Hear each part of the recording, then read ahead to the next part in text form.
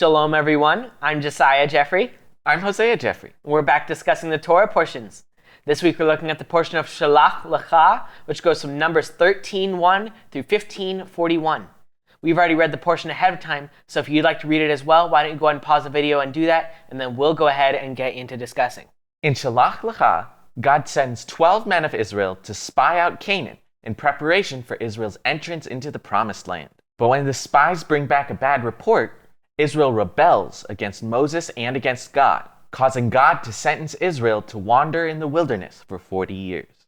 So this portion begins with God telling Moses to send spies out into the land of Canaan. We had read in the last portion that now that it's been a year since the Exodus and they've been at Sinai receiving God's commands, God finally told the people of Israel to set out and head toward the Promised Land. So now, shortly thereafter, they've arrived at the edge of the Promised Land, and God tells them to send men into Canaan to see what the land is like, what the inhabitants are like, how fortified the Canaanites and all the other people groups are, and to see what they'll need to do to conquer Canaan. It specifically says that they send 12 men from each tribe, and they're from the chief families of the tribes. Now, like with the census earlier in Numbers, Levi is not counted, but Joseph gets counted for both of his sons, Ephraim and Manasseh. So there are 2 scouts from Joseph, but there are no scouts from Levi.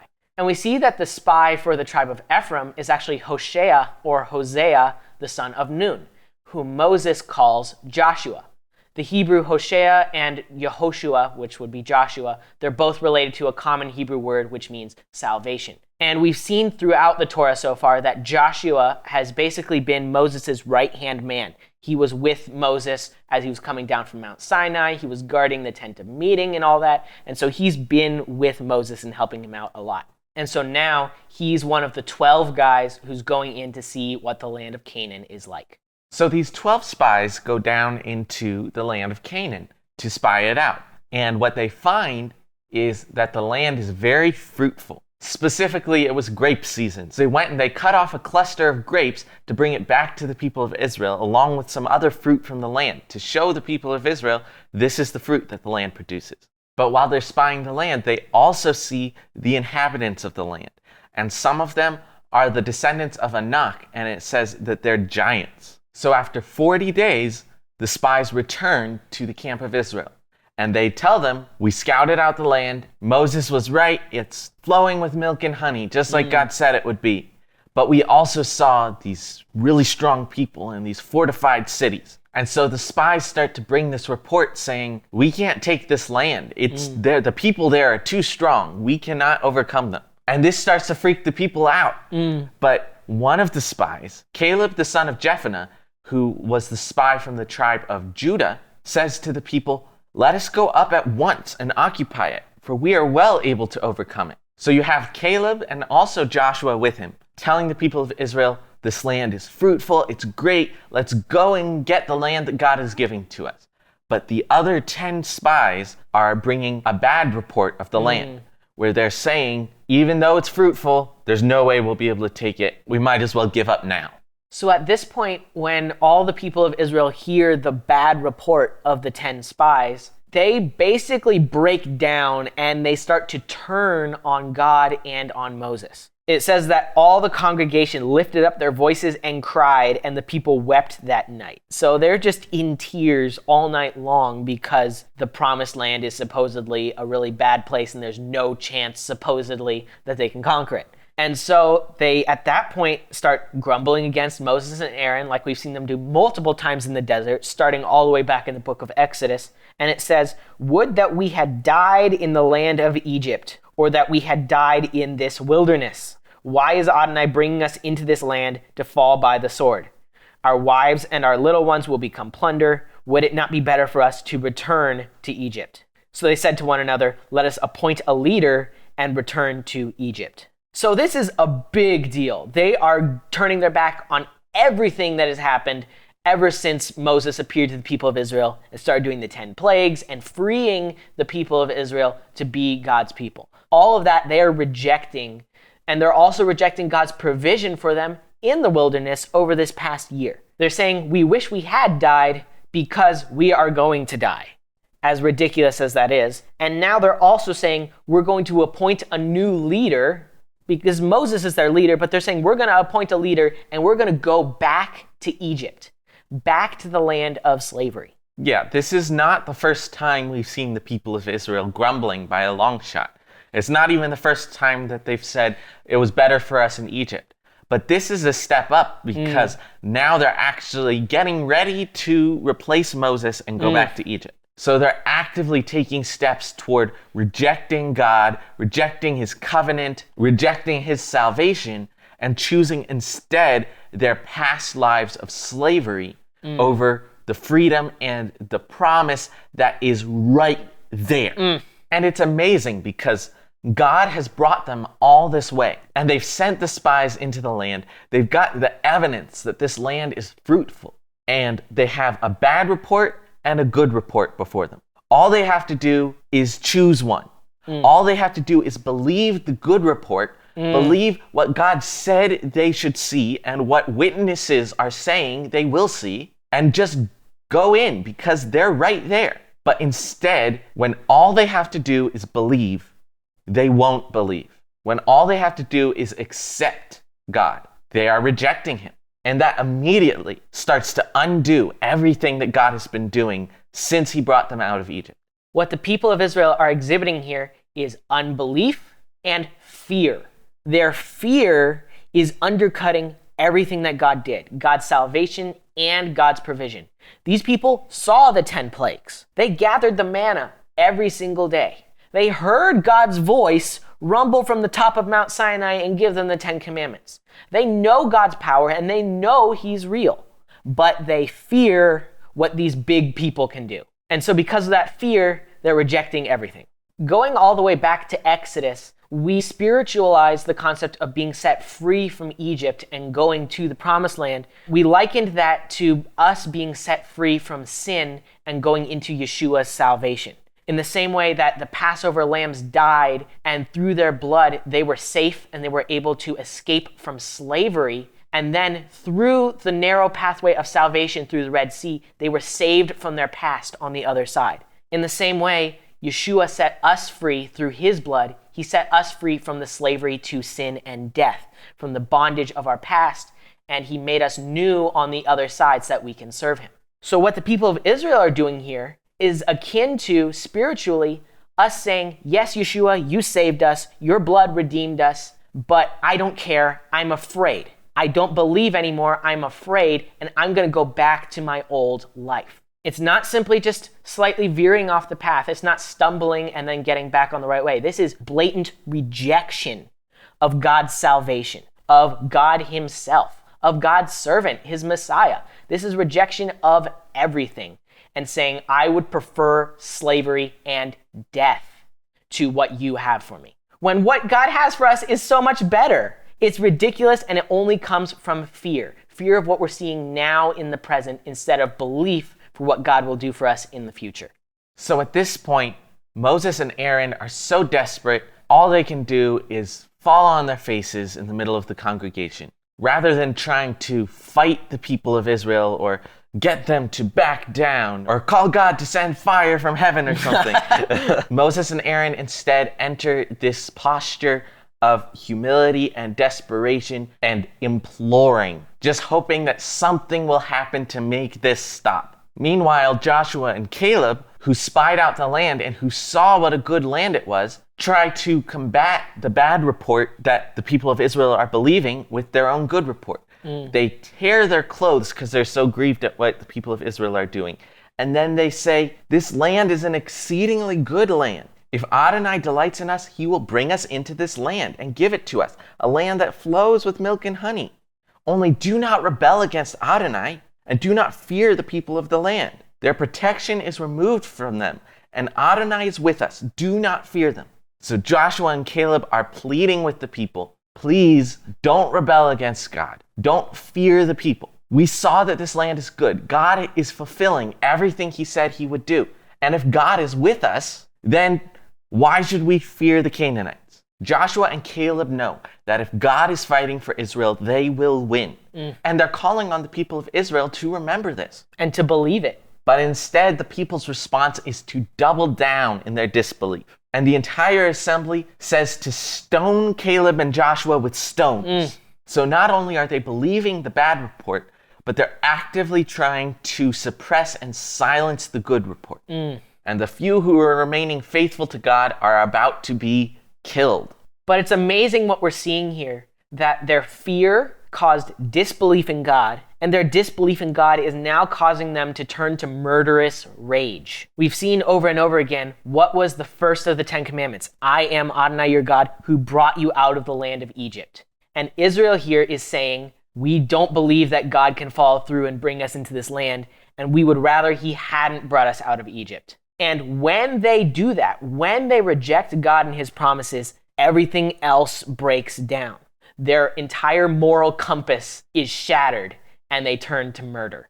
So as the people are planning to murder Caleb and Joshua and replace Moses and Aaron, suddenly God shows up. It says the glory of God appears to the people in the tent of meeting, and he begins to speak to Moses. Basically, God says, how long will these people keep turning against me? How long will these people keep rejecting me and not believing me? After all I've done for them, after all the signs I did in Egypt, after all the signs I did in the wilderness, how long will they keep rejecting me? And then he says, I will smite them with pestilence and dispossess them, and I will make you, Moses, into a nation greater and mightier than they. So this is actually something that God has said before. He said this at the golden calf, when again they had rejected God and replaced him with a golden idol. He had said, I'm going to destroy the entire people of Israel and only leave Moses, and then I'll make my promised nation out of Moses, just Moses and his descendants. But we saw that God didn't do that before because Moses reasoned with God and appeased his anger. And so we see again here, Moses desperately appeasing God's anger and trying to reason with him. He again says, what will the other nations say? The Egyptians will hear about this and say, their God wasn't powerful enough to bring them into the promised land. Everyone has seen that you are in the midst of the people of Israel. And so if you destroy all the people of Israel at once, then that will signal to the rest of the nations that you are a God who doesn't fulfill his promises. And then after appealing to God's reputation, he then appeals to God's character. He says, you said to me, you said that you are a God who pardons sin, that you forgive iniquity and transgression, and you're abundant in loving kindness. So prove that now. Prove that by forgiving and pardoning this evil sin that the people of Israel have done. Moses is hearkening back here to after the golden calf incident, when Moses had gone back up to renew the covenant, and God had declared his name to Moses. And it was then when he declared his name to Moses that he associated his name with being slow to anger and abundant in loving kindness and pardoning iniquity and clearing transgression. And when God had declared that then, it was because he was renewing his faithfulness to the people of Israel, even as they rejected him by making a golden calf. So now Moses is saying, you're the same God who forgave them when they made the golden calf. And if you haven't changed, then forgive them again, as you always have. And so God says to Moses, I have pardoned them according to your word. As we're going to see in a bit here, God is still going to mete out punishment just like he did at the golden calf, but he is still pardoning Israel and not giving them what they deserve, which is total, complete destruction. But God says there will still be severe consequences for Israel, and they are still going to die. God passes his sentence on the people of Israel and says that this entire generation who is here at the promised land and they have rejected going in, this entire generation is going to die in the wilderness. Everyone aged 20 years old and up. So everyone that was counted at the beginning of the book of Numbers, the over 603,000 Israelis, every single one of them is going to die in the wilderness, except for Joshua and Caleb, the faithful spies who gave the good report. All the rest of them, their corpses are going to fall in the wilderness as they wander for 40 years. God basically says to them, you said you would rather we had died in the wilderness than go to the promised land. So that's exactly what you're going to get. You're going to die in the wilderness. But unlike how you said your children would be prey for the inhabitants of the land, instead, your children are going to conquer the land. They are going to inherit the promise which you just rejected. So we see here God saying He's not going to wipe out the people of Israel so as to destroy Israel, but he is going to kill every single one of those Israelis who rebelled against him, one by one, or 1,000 by 1,000, as we'll see later. But I wanted to use this to point out that God is always faithful to Israel. That is part of who he is, and Moses called on him to remember that, and he did, and he always will. No matter how much Israel rebels against him, he will always keep his promises to Israel, just like he will, as we'll see, bring the people of Israel to the promised land. But none of the people of Israel who rejected him will enter into the promised land. God's faithfulness to the people of Israel does not guarantee every single Israeli the receiving of that promise. Being born a Jew does not grant you security in the eyes of God. God will always be faithful to Israel, and we as Israel have a purpose. But just because God has specially chosen us for a special purpose doesn't mean we will automatically receive the blessings that come from being Israel. If we rebel against God, the punishment is still death. So on an individual basis, it is our individual job to be faithful to God, to be part of the collective purpose of Israel, which God will always be faithful to fulfill. And another thing that I wanted to point out is that it also says here, your sons shall be shepherds for 40 years in the wilderness, and they will suffer for your unfaithfulness until your corpses lie in the wilderness. So God is meting out judgment on this entire wicked generation that rejected him. And he's saying that the next generation will get to inherit the land. But in the meantime, they are going to suffer for the unfaithfulness of the current generation. So this just shows that our own sins have lasting effects that affect those around us and those into future generations. God says that even though he does forgive transgressions and iniquities, he will by no means clear the guilty, visiting the iniquity of the fathers on the children to the third and the fourth generations. So there are consequences to sin that do last for a little while for the other people around them. And so when we are walking in wickedness, we need to remember we aren't the only ones who will get hurt. We are inevitably going to hurt other people. And so that should add more weight on us to avoid rejecting God and walking in sin, because we won't just hurt ourselves. That will hurt other people. I think if this story emphasizes anything, it emphasizes the importance of belief and the consequences of unbelief.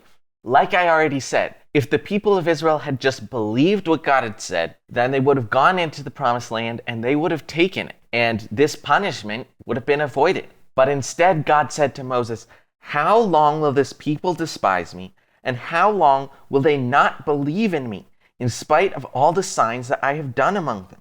And that's the reason that God put this punishment on them, is because they did not believe in God, and so they were despising him.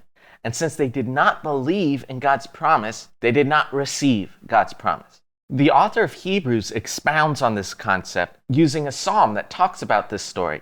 As the Ruach HaKodesh says, today, if you hear his voice, do not harden your hearts, as in the provocation, in the day of the testing in the desert, in which your fathers tempted me and trying me and saw my actions.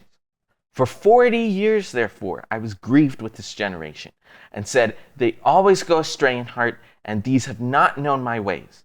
So I swore an oath in my anger, they will not enter into my stopping place. So the psalm itself kind of explains the story we've already read, but then links it to us today, saying, when you hear God's voice, obey it. Don't be hardened and don't have that unbelief. And so going off of this, Hebrews says, see this, brothers. Otherwise, there will be in any one of you an evil heart of unbelief, resulting in the falling away from the living God. Rather, exhort one another every day while it is called the today, so that none of you may be hardened by the deceitfulness of the sin. So the author of Hebrews is saying that any one of us could be like the Israelites. Any one of us could have unbelief. The people of Israel had walked with God. They had received his words. They had agreed to his covenant. They had seen the presence of God, and his presence was among them. And they had his promises, and they followed him right up to the border, and then they succumbed to unbelief. And instead of receiving the promise, they turned back. And so They didn't enter into the promised land. They didn't receive the promise. And the reason is because they were hardened. They allowed that unbelief. We can fall into unbelief if we allow ourselves to be hardened by the deceitfulness of the sin. Sin can be like the bad spies, the 10 spies who brought a bad report, who deceive us into hardening us into unbelief so that we turn away from the promise and we fall away from God. This goes all the way back to Adam and Eve. Back in Genesis, the serpent said to Eve, "Did God really say?" There was a deceit there which caused disbelief in what God had said, and that resulted in the punishment of death. And so the author of Hebrews goes on to say, "To whom did he swear that they will not enter into his stopping place, except to those who did not believe?" And so we see that they were not able to enter in because of unbelief. We should fear then. Otherwise, the promise of entering into his stopping place is being left behind, and any one of you seems to have come short of it. For we also are having good news proclaimed to us, even as they did. But the word they heard did not benefit them, not being mixed with faith in those who heard.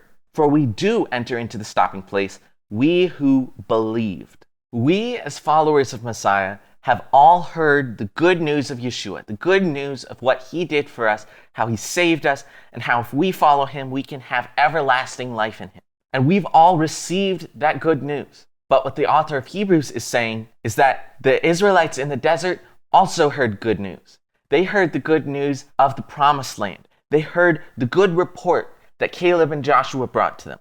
But the good news was useless to them if they did not believe it. Instead, they did not have faith. They had unbelief. And the unbelief prevented them from entering into the promised land. We can be saved through the power of the good news if it is mixed with faith when we hear it. And if we have that faith, if we believe the good news, then we will enter into God's stopping place, God's rest, his everlasting rest and life for us. But that's only if we remain in that faith, if we don't allow ourselves to be hardened by the deceitfulness of the sin and fall into unbelief. And so the author of Hebrews tells us that the solution to this is to exhort one another every day while it is called the today. So there is power in the good news if we believe in it. And in order to remain in that belief, we need to exhort one another. The people of Israel rejected the report that Joshua and Caleb gave and instead became an echo chamber of, we're going to be killed if we enter into the promised land. Moses and Aaron don't know what they're talking about. It would have been better if we had died in Egypt. Why don't we go back to Egypt? And so they reinforced one another in that unbelief, in that rebellion. If instead we stand as voices to each other of the truth, reminding each other of the good news that we believe in, and exhorting each other to remain in the faith, to have faith so that we will receive the promise. If we exhort one another in that, then we will help each other to remain in that. And if we remain in that faith, then we will enter into God's promised land for us. We will receive the promise of everlasting life in our Master Yeshua, the Messiah. There's a reason why the people of Israel didn't believe God. It's because they were afraid of hardship. Every time they grumbled against God and Moses in the wilderness, it was because there was difficulty and stuff was happening that they didn't like. When they heard that there were mighty people in the land of Canaan, they were afraid that they would have to fight them and that there would be hardship and trouble to get to God's promises. The good news of the Master Yeshua is that we will, in the end, have a promised land with God forever, where everything is perfect and it is a land flowing with milk and honey.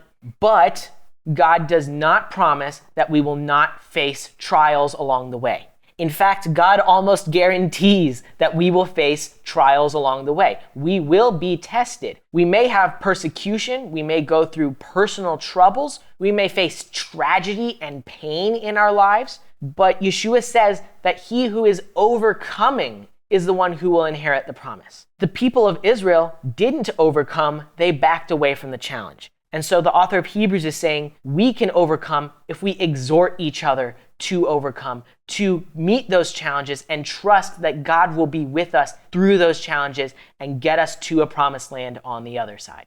Now, when Moses tells the people of Israel that this is the punishment God is giving them, they immediately do an about face. They're like, oh no, we messed up, we sinned. And they all start mourning. So they realize their mistake. They realize we should have gone into the land when he told us to. We should have believed him. We shouldn't have despised him. We shouldn't have tested him. It reminds me of a stubborn toddler, how it can say, I don't want it until you take it away. And then he's like, oh no, I want it. That's what the people of Israel are doing here. Where as soon as Moses says, you won't enter the promised land, they go from saying, we'll never enter the promised land to, please let us enter the promised land. In fact, we're going to go up, we're going to enter right now, we're going to fight the people just like you want us to do, Moses, okay? But Moses' reply is, what God said was that you should have gone into the promised land, but now you won't go into the promised land. God has already issued his punishment. He's not going to change it. Don't go up because God is not going to go with you. It's too late. You lost your chance. And so Moses goes ahead and tells them, you could have overcome the Canaanites, but now if you go up, the Canaanites are going to defeat you. So don't try and fight them. Don't go into Canaan. God is not going to be with you when you try to fight when he hasn't commanded. But the people of Israel ignore Moses again. They go into Canaan to try to fight the Canaanites, but Moses and the Ark of God stay in the camp. So the people of Israel leave Moses and leave God behind to try to take the promised land to fulfill God's promise, when God promised that they were all going to die in the wilderness and they were not going to take that land. And so what do you know? The Canaanites totally defeated them. They chased them out. They killed some of them. It was a terrible disaster. And the reason that Israel suffered this defeat is because they tried to fight when God was not with them.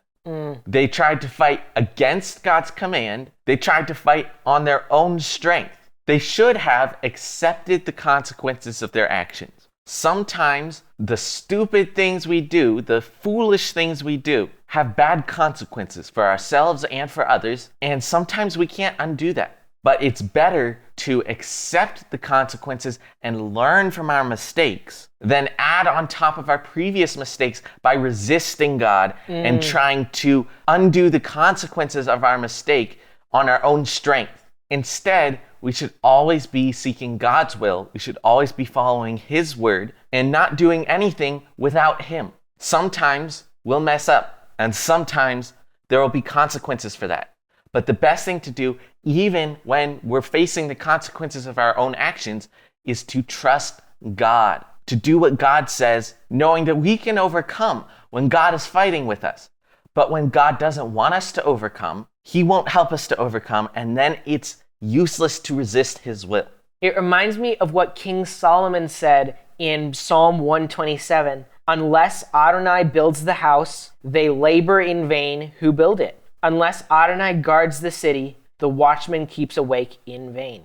Anything that we do will be futile if God is not there with us, if we aren't doing it according to God's will and according to God's instructions. And another thing that I want to point out is that the people of Israel were basically picking and choosing the parts of what God said that they wanted to follow. God had said, you are not going to go into the promised land, but they weren't following that. They were just following the part where God said, this is the promised land and you should go and take it. But they ignored what came after that. They ignored God's punishment. And so if we just try to pick and choose the parts of what God says to follow and then ignore the rest, then God will not be with us and we will end up in a world of hurt. So after the portion finishes discussing this whole story where the people of Israel are banished from the promised land for the next 40 years, it then goes on to giving more instructions and commands having to do with offerings and such. It talks about different grain offerings and drink offerings that you offer sometimes, both for native-born and sojourners. And then it moves on to talking generally about intentional and unintentional sins. Basically, it reiterates some of the things that we read back in Leviticus, where if the entire assembly of Israel unintentionally sins, or if an individual person unintentionally sins, then there are specific offerings that they need to give, and then they'll be forgiven. This would be if they were doing something that they didn't know was wrong. So obviously they would have been not familiar with the Torah, and so doing things that violated the Torah without knowing it. In that case, an offering is needed to make atonement, but then after that, you would be forgiven. But then at the end of this section, it specifically says, but the person who does anything defiantly, whether he is a native or a sojourner, that one is blaspheming Adonai, and that person shall be cut off from among his people. Because he has despised the word of Adonai and has broken his commandment, that person shall be completely cut off. His guilt will be on him. So as we've read in previous passages in Torah, being cut off from among the people or completely cut off, that's often tied with the death penalty or being cut off from the land of the living. This is a severe, severe punishment. If you're intentionally going against God's word, then any Israelite who does that, whether native or sojourner, they get cut off. So this is very different from just slipping up and needing to give an offering. This is intentionally saying, I know what God says. I don't care what God says. I don't care about God. You're blaspheming Adonai is what it says.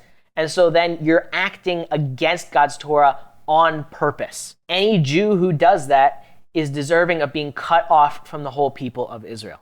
I think this goes in line with some things that we've said in a previous portion about the sacrificial system and its relation to the covenant. How when the people of Israel forsake the covenant, it breaks down, including the sacrificial system. God gave the sin offerings to make atonement for the people of Israel whenever they sin, as long as these are people who are still seeking God. Everybody makes mistakes, and God gave the sacrificial system as a provision for that. But when the people of Israel forsake God's covenant, when they forsake God, this covenant breaks down because this covenant has no sacrifice for intentionally rejecting God, for intentionally rejecting his commands and his covenant. And I think this points to how we needed a better covenant, a better sacrifice from a better Savior, Yeshua, who loved us even when we were sinners and who reconciled us when we were enemies of God. This covenant provides for the mistakes of those who are seeking God, but Yeshua came to save those who had made themselves enemies of God, who were in rebellion against him. And Yeshua offered a path of reconciliation for that. And that makes Yeshua the only solution to when this covenant in the Torah is broken. This covenant cannot repair itself because it has no offering for the defiance of the people of Israel. But Yeshua can reconcile those who are defiant against God. Yeshua can bring them back. And so, for the people of Israel, he is the restorer of this covenant between God and Israel. Now, one other thing that I want to bring up about this passage is that it's specifically saying that if you are going against the covenant that God has already established with you, if you're intentionally throwing that away by doing willful sin, then you need to be cut off. And this reminds me of what Hebrews 10 says. For if we keep willfully sinning after the receiving of the full knowledge of the truth, then there no longer remains a sacrifice for sins, but a certain kind of fearful expectation of judgment and fiery zeal about to devour the opposers. Anyone who has made a Torah of Moshe as nothing dies apart from compassion by the testimony of 2 or 3 witnesses. Of how much sorer punishment then will he be counted worthy, he who trampled on the Son of God and counted as a common thing the blood of the brit, the blood of the covenant in which he was set apart, and brought insult to the ruach, the spirit of the unmerited favor. So the language here is very similar. It's talking about if after we know the truth, full knowledge of the truth, and we know God, and we've accepted Yeshua's sacrifice, and his blood has already set us apart. If we're already in the covenant, and then after that, we keep willfully sinning, going against what we already know, then there's no longer a sacrifice for sins. As the author of Hebrews says here, casting away the Torah of Moses, casting away that covenant has a really bad punishment, the punishment of death.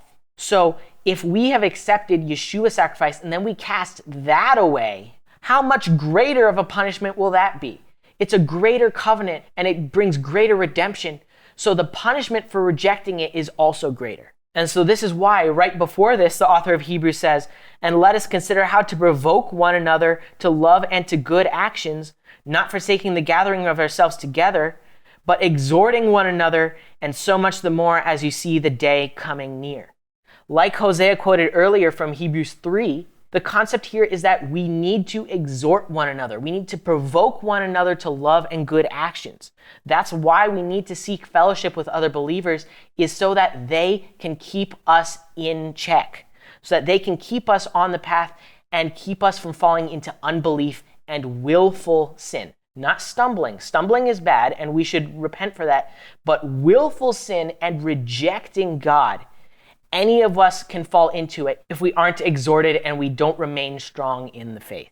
So the author of Hebrews here is warning us, stay on the path. Don't forsake the blood of the covenant. Don't forsake the gathering with other believers, but provoke each other. Be involved in each other's lives. Don't hold each other at arm's length, but exhort one another so that we can all inherit the promise of the covenant.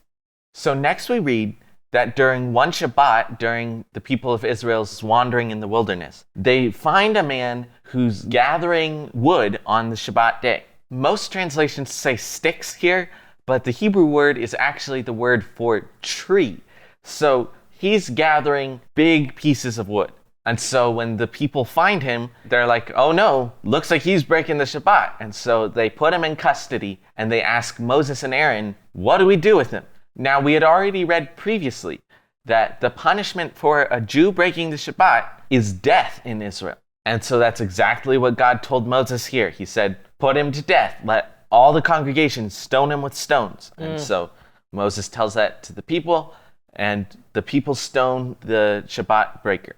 So this story here basically implies what is said explicitly in the prophet Jeremiah, which is that it is forbidden to carry a burden or a load on Shabbat. We had already read previously that Shabbat is a day for resting, for not working. And so here we see it's also a day for not doing anything laborious. Anything that is contrary to that spirit of restfulness, of stopping what you're doing, of being still on God's holy day, that is against Shabbat.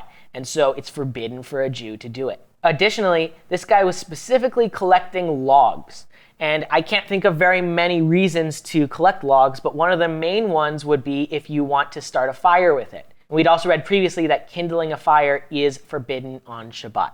So again, whether it's the carrying the burden or if he was planning to kindle a fire with this guy was definitely in violation of the Shabbat. And the Shabbat is one of the 10 commandments for the people of Israel, so he had to be cut off from the people of Israel. Finally, this portion wraps up by giving one more command about something that's called Tzitzit. In most translations, Tzitzit will be rendered as tassels or fringes. But basically they would be long, they would be tassels, and you're supposed to have them on the edge of your garment. The edge of the garment is called the kanaf. And so that's basically, they would have their garments, and at the edge, that's where they would have all of their tzitzit. Now, interestingly, there's another command that's very similar in Deuteronomy, which says that on the kanaf of your garment, you're also supposed to have something that's called gedilim, which is usually also translated as tassels or fringes, but it's more of a festoony type thing that would just go around the edge of the garment. So on the edge of Israeli garments, you're supposed to have both of these, both the tzitzit and the gedilim, and it's supposed to go all around the edge of the garment. So tzitzit is specifically for garments, and it's supposed to be a part of the garment. You're supposed to make it on the kanaf of your garment. So it's not a separate thing that you would attach to a garment. It's part of the edge, part of the hem of your garment. So Jews are supposed to have specific clothing that has these tzitzit and gedilim built into it. And specifically here with the tzitzit in Numbers, it says that it's supposed to be on the kanaf of the garment, which goes around the whole base of the garment. So it's not just on the corners, it's around the whole thing.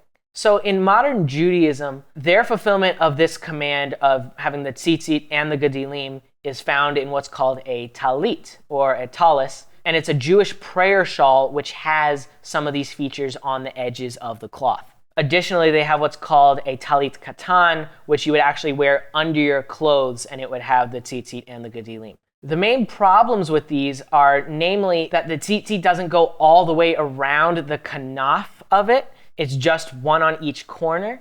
And additionally, it's not really a normal garment of clothing. Either you only use it during prayer, or if you're wearing a talit katan, you barely even see it usually. And in that case, that kind of defeats the point, as we'll see here in this passage a little bit later. Now, God then goes on to say the reason why the people of Israel are supposed to wear tzitzit on their garments. And it shall be tzitzit for you to look at and remember all the commandments of Adonai to do them, not to follow after your own heart and your own eyes, which you are inclined to whore after. So you shall remember and do all my commandments and be holy to your God. So like a lot of the other commandments that God's already given Israel, it's supposed to be a way for the people of Israel to be holy for God.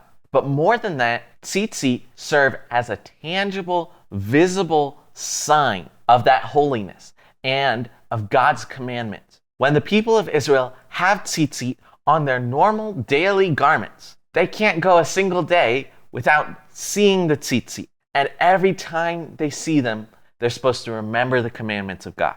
Every time an Israeli sees the tzitzit on his garments, he's supposed to say, why do I have these tzitzit on my garment? Because God commanded it, because God wants me to be holy, and God gave me the Torah, and God wants me to follow his way and obey his commands and not do what I want to do, not follow my own heart and my own eyes and go astray from him.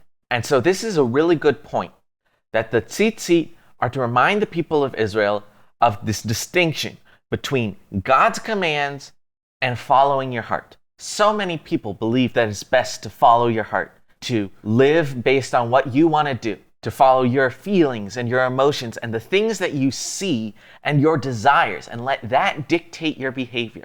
But God is saying, don't do that. Don't follow your heart. Don't do what you want to do. Do what God commands. Because when you follow your heart, you end up going astray. You end up going with whatever you see, whatever you feel. With every whim, you stray further away from God.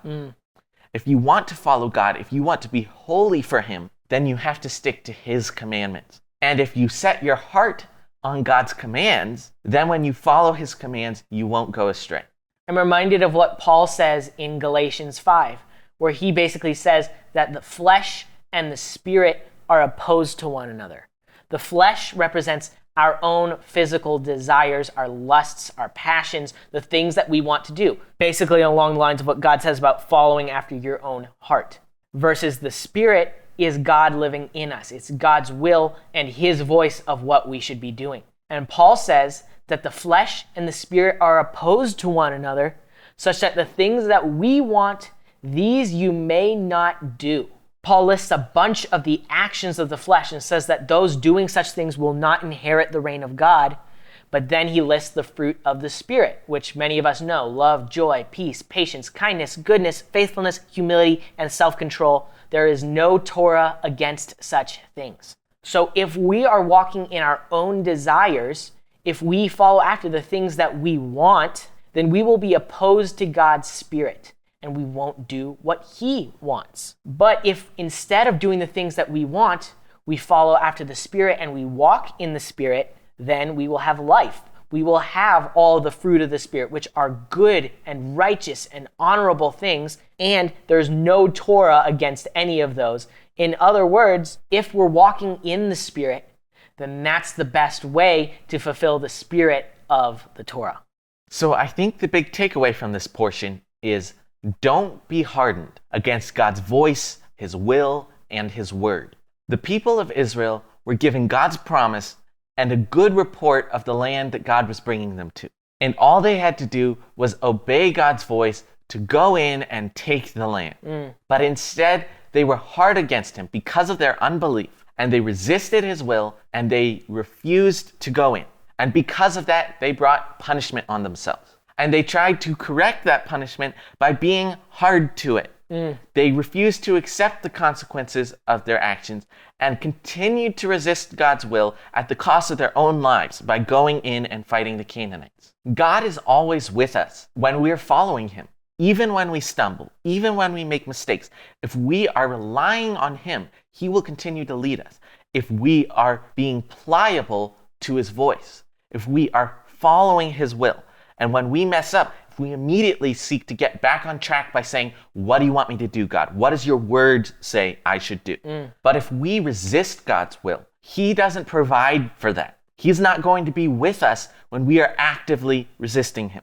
So we should always be seeking God's will and exhorting one another to remain in God's will, to remain in His word, no matter what hardships we face, no matter what consequences of our own actions we face, to always be remembering God's words, not following our own heart, but only what God's heart is for us. That wraps up the portion of Shalach Lecha. Next week, we'll be looking at the portion of Korach, so be sure to tune in for that. Thanks so much for watching. Be sure to like, share, comment, subscribe, and hit the notification bell to keep updated on new videos. And if you would, please consider sending us a donation to help us make more videos like these. We would really appreciate it. Thanks again for watching, and we'll see you next week. God bless.